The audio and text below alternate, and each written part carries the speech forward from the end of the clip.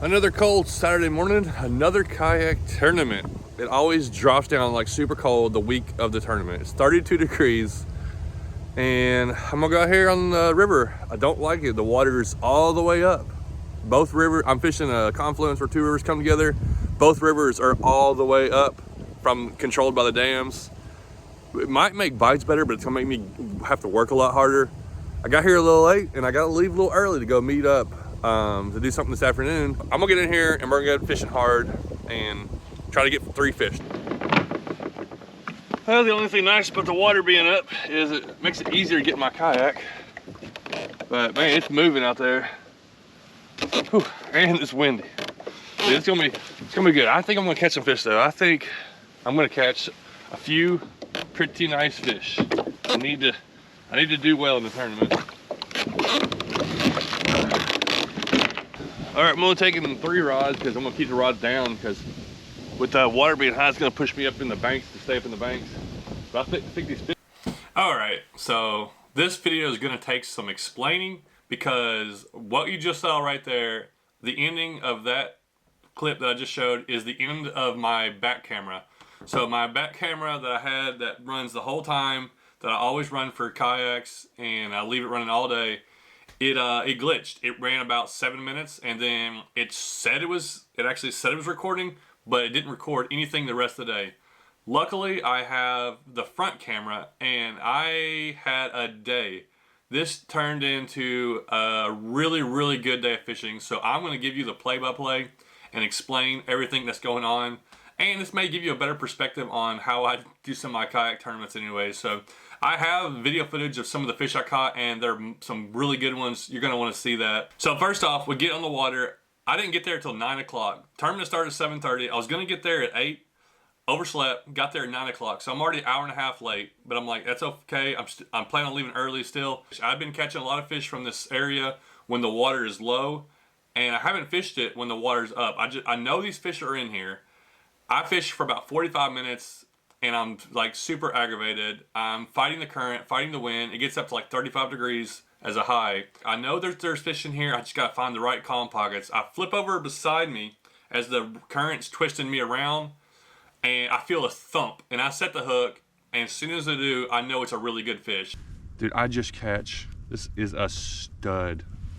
This is a giant spotted bass. Look at that behemoth. Man, it's amazing how fast your perspective changes. All right, let's get it on the board and get it measured.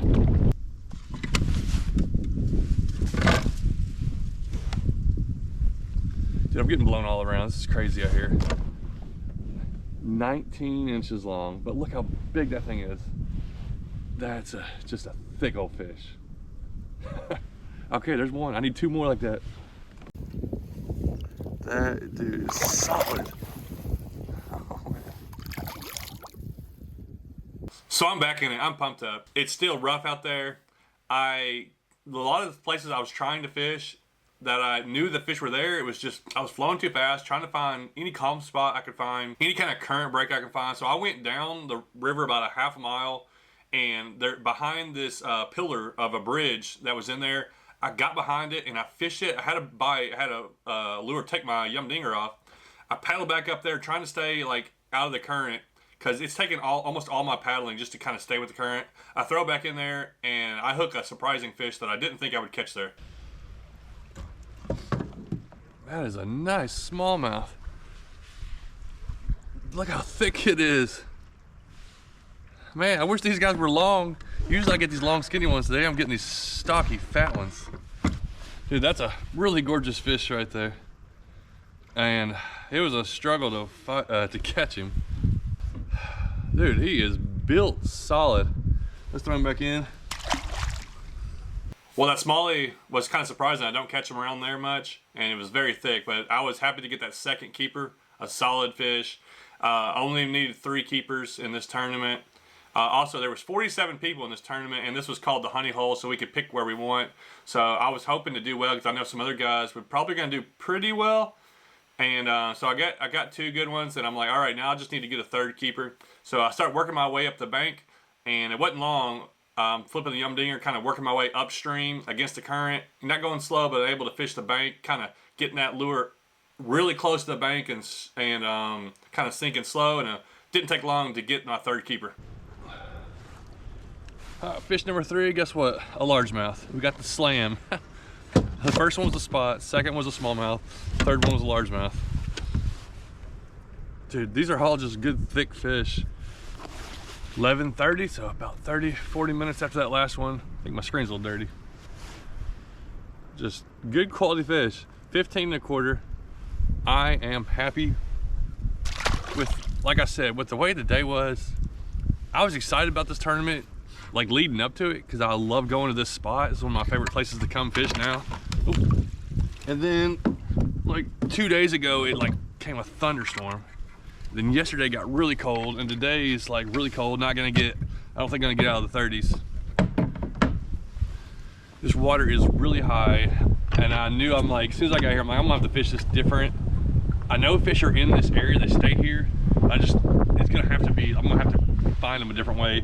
It's so relaxing to get that third keeper, or like you just fill out your limit, whatever your keeper is, 3 or 5 fish. A lot of our tournaments are 3, so I get that third one, and I've gotten 3 good quality fish. Like, I am relaxed. I'm like, okay, at least got that out of the way. You know, I knew I was fighting. It was going to be a struggle just to get fish. I take a look at the leaderboard, and I'm in like 10th place. Like, there's people killing it. Like, there's guys with 22-inch fish. There's 2 or 3 guys with 21-inch fish.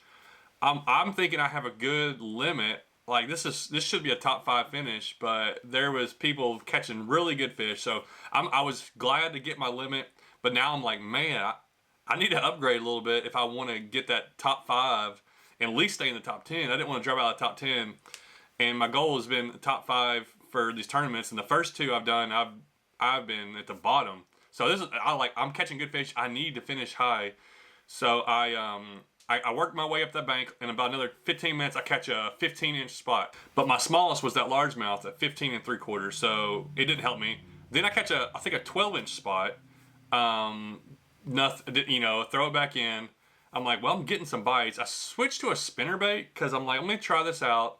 Well, got one on the spinnerbait. It's always a good bite to get. Wow, he's not bad either. That's a largemouth, chunky. Is he gonna be over 15.25? Getting some good fish today. I thought it was gonna be so much harder, which it's been hard to fish, but you know, after 5 or 6 good ones, it feels pretty good. Whoa. I don't want to get all slobbery. Slimy, quick.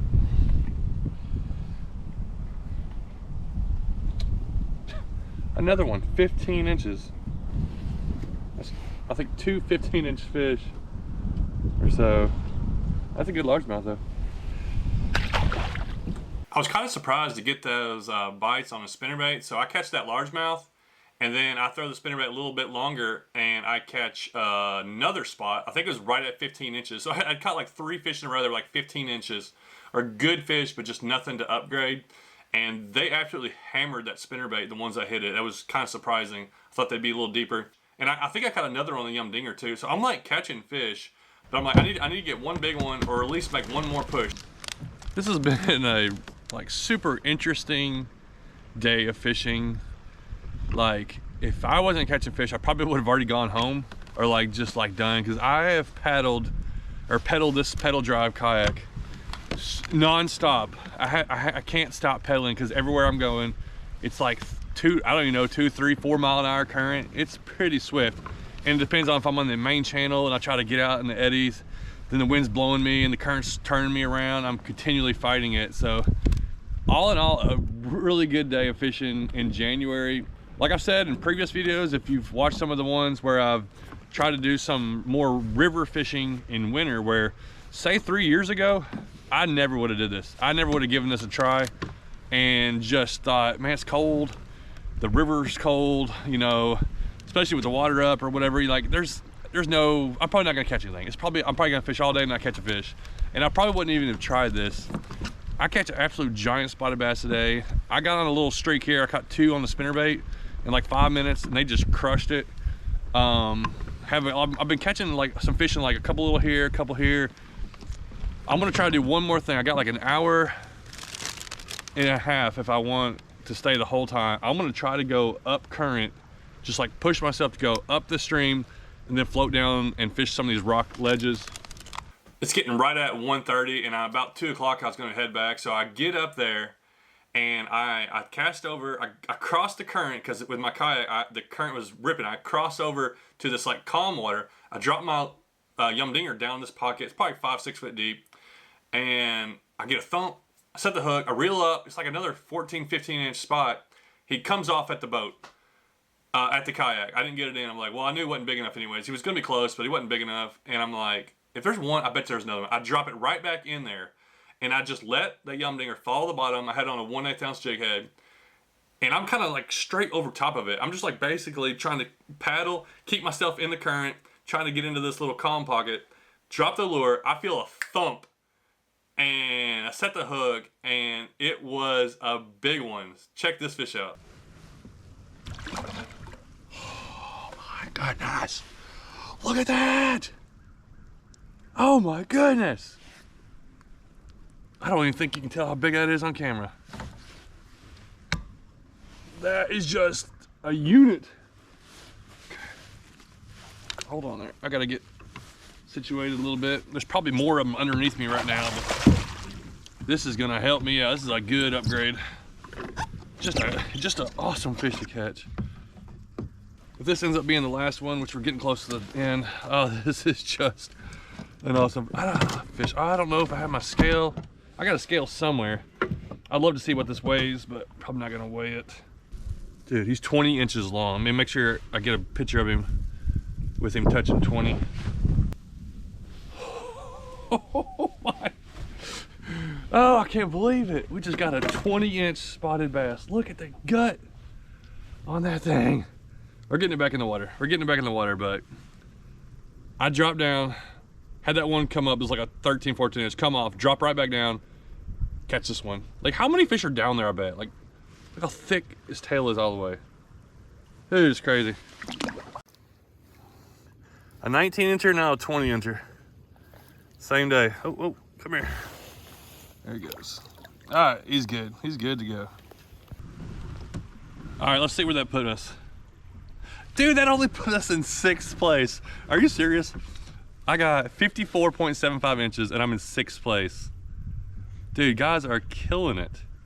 That was an exciting catch. I was kind of frustrated that I had such a good day, worked so hard to get those really good fish, and I got 6th place. I ended up getting 6 out of 47, which actually is a really good day. There were some guys that, one guy broke 60 inches, so that's catching some really good bass. But I put so much hard work into fishing that day. I fished 5.5 hours, basically pedaling the whole time. So it was an 8-hour day of fishing, and I got there late, and I left early to go hear Ott Defoe actually speak in Knoxville, which that turned out really, really fun.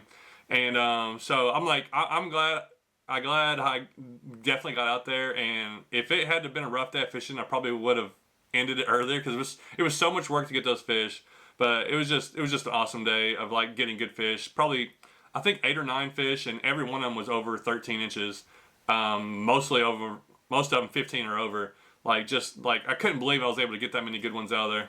Well, that's gonna end it, but that just kind of shows you a little bit of how I do some of my kayak tournaments. Now this one was a honey hole where I could pick where I wanted to go, but I almost never am early to these things. I don't want to strain myself too much. I'd rather fish a couple hours less and not be so wore out than to just fish so hard and be aggravated or something like that. But I like to be relaxed. I only took 3 rods with me. I basically only used 3 different lures. Stuff that I was confident in, and then just fished it the way I wanted to fish it, and I caught awesome fish. So I can't argue with the results. And I even though it was a miserable day to be out there fishing, just horrible conditions, the fish still wanted to bite. Middle of January, freezing cold, windy, fast flowing river, the fish still wanted to eat. And I had 3 or 4 of them hit that spinnerbait, and I couldn't believe how hard they hit it. So like I said, it was a great learning day, a great time out in the water, and it's one I'm going to remember for a while. Now Next tournament is going to be in, I think, Norris Lake, so a month away. But this winter river stuff has been amazing for me this year. There's so many fish out there to be caught, and like it may have to work for it, or you may really have to put the effort into it. But dude, I can't believe how well some of these fish are eating. I figured I'd end with reading it's a pretty common passage, but kind of applies to some of the stuff that happened today, sort of. Proverbs 3, 5, and 6. Trust in the Lord with all thine heart, and lean not unto thine own understanding. In all thy ways acknowledge him, and he shall direct thy paths. Today, I would have thought it would have been a horrible day fishing. There was like a front came through, how rough the water is. I didn't think it was going to be a good day, but ended up being an awesome day of fishing. We're supposed to trust the Lord with, I'm trying to trust the Lord with how he wants to direct my path and what he wants me to do, or where he wants me to go, even though I might think it's not a good idea or might not think it's the way. If I follow what the Lord says and do what he wants me to do, it's going to turn out a whole lot better than I think. Thanks for watching.